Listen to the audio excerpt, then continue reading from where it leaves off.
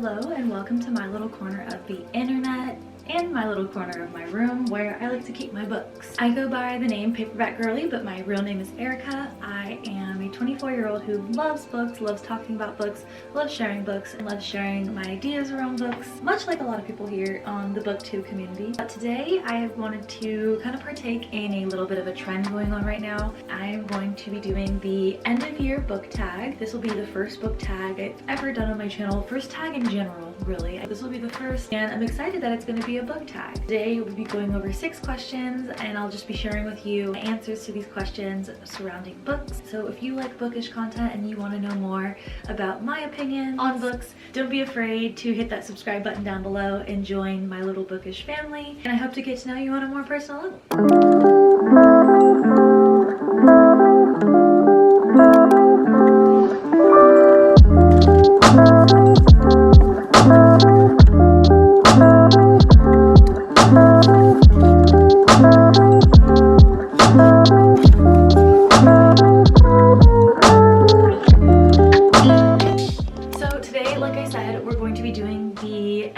Book tag, and I've been seeing a few creators doing this particular book tag, but if you haven't seen it before, never heard of it, it's basically a tag where you answer 6 questions and you talk about books. I have the little screenshot. I figured that I would do it sort of scavenger hunt style, where I just kind of like go through and pick out the books like right off the top of my head. Did want to like maybe at first have all my books ready, but I thought it would be a little bit more fun to just kind of go into it a little bit blindly. I've obviously watched some videos on other people's channels, so it's not like I don't know what these questions are, but I'm not entirely sure what books I have in mind for each question. So the first question is, are there any books that you've started this year that you need to finish? And off the top of my head, I can think of a couple. So the 3 books that I picked were first Her Body and Other Parties. This is by Carmen Maria Machado. I started this in October. I only started reading books this year in September, so all of these books that I've read have just been from September on. But I started this in October. It was supposed to be whenever I was in between reads, because it's just a collection of short stories. With all of the books that I was reading in October, I definitely just felt like, I think the one that I stopped on I just wasn't feeling. The next book is Breathe. This is by Abby Glines. I have a plan. I've been seeing a lot of people pick up Abby Glines' books. She was one of the authors that got me into new adult books. The first ever book I read by her was The Vincent Brothers. I'm gonna do a whole series on all of these books that got me into reading back in the day, but this is a part of the Seabreeze series. It's like a 9 or 10 book series. I picked this book up to see if I could get back into this world again. It definitely reads a little bit young. But the last book is actually a book that I've seen a lot of people reading and loving, and that is 6 of Crows by Leigh Bardugo. I read Ninth House by Leigh Bardugo in September. I absolutely love that book. Gave it 4.5 stars. I cannot wait for Hellbent to come out in 2023. But 6 of Crows, the reason why I stopped reading it was because I actually had watched the Netflix series, and I think it followed it almost too well. The next question is, do you have an autumnal book to transition into the end of the year? I've read a lot of autumnal books already in October and November. The majority of the books that I've read have had either a dark academia vibe or just like a fall vibe. Especially in October, I read a lot of spooky books that set that tone. So I've already been in the autumn mindset.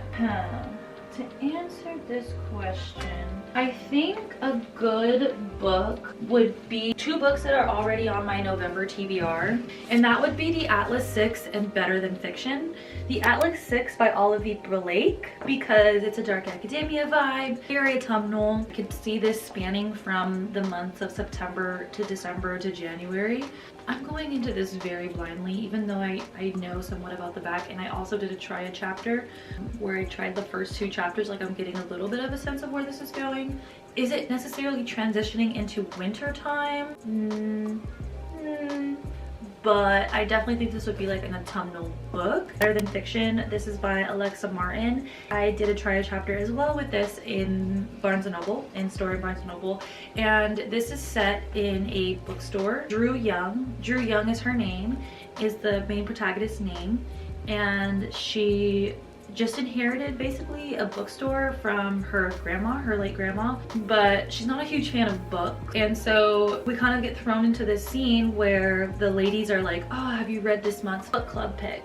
And she's like, no, I haven't. Like, I'm not a huge fan of books. And she's like, the ladies are like, but you own a bookstore. Like, you have to know what's going on if you own a bookstore. It just gives me like fall romance vibes, and just the fact that it's in a bookstore, I just want to go to a bookstore. These two are already on my November TBR, so I mean, like, they're gonna get read, or at least I hope they're gonna get read. It is currently November 19th, so I mean, I have a week and a half or so, but we'll see how all that goes. Question number 3 is, are there any new releases that I'm still waiting for?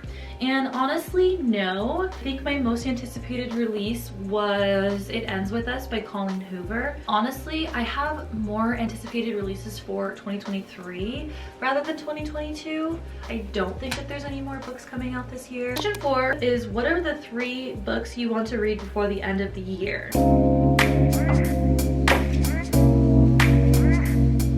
Sure that these are my 3. I think I picked these rather fast. So these 3 books I say are books that I want to read before the end of the year. I guess we'll start off with this one.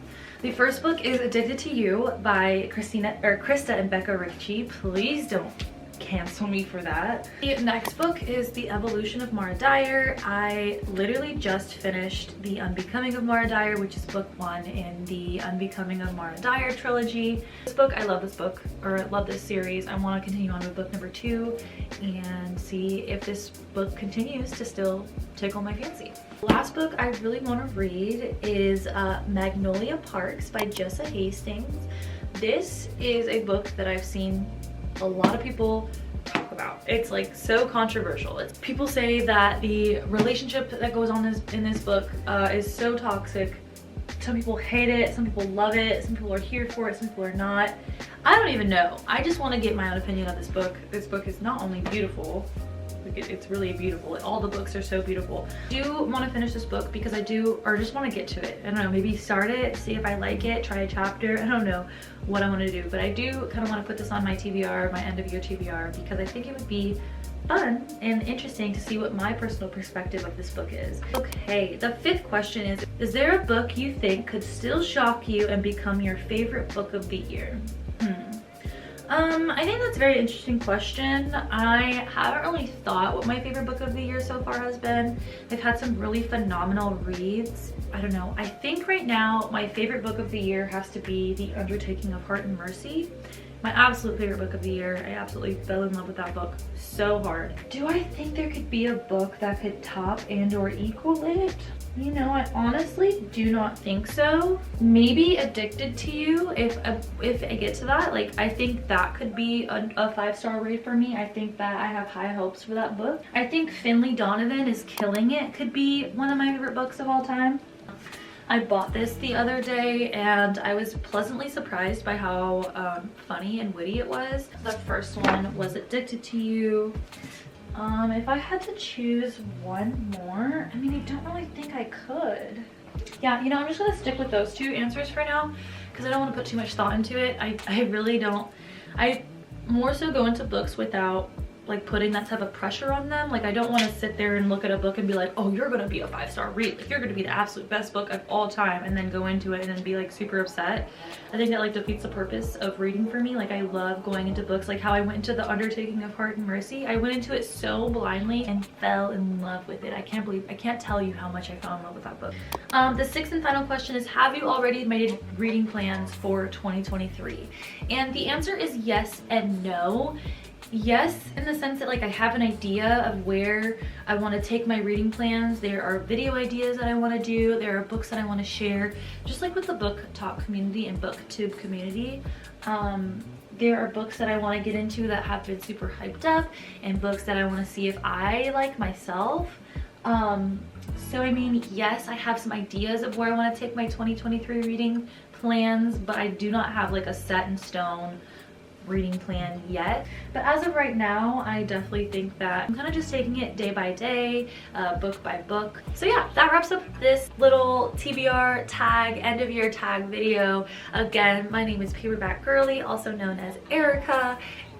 Or I guess maybe my name is Erica, also known as Paperbackgirly. This video was actually really fun to make. I think it pushed me out of my comfort zone a little bit, and it was fun to do it kind of like scavenger hunt style, where I picked out the books kind of as we went. It was fun to see what books I picked kind of off the top of my head, and just by at first glance looking at my bookshelves. I'm super excited to bring more bookish content to this channel and just share my love for books with everyone else that loves books. I've been genuinely enjoying my time here so far, not as a content creator, but more so just as someone that consumes content. I've been enjoying watching other people's videos and just feeling connected to people that also love reading books, because in my personal life, there's not a lot of people that love books the way that I love books. And I think that's why I fell out of love with books for a second, because I found myself kind of pushing that to the side to fit in with my peers. But I think that now that I'm coming into myself a little bit more and learning what makes me happy and what brings me joy, I just feel excited and passionate to be able to share that and create content surrounding such a passionate part of my life.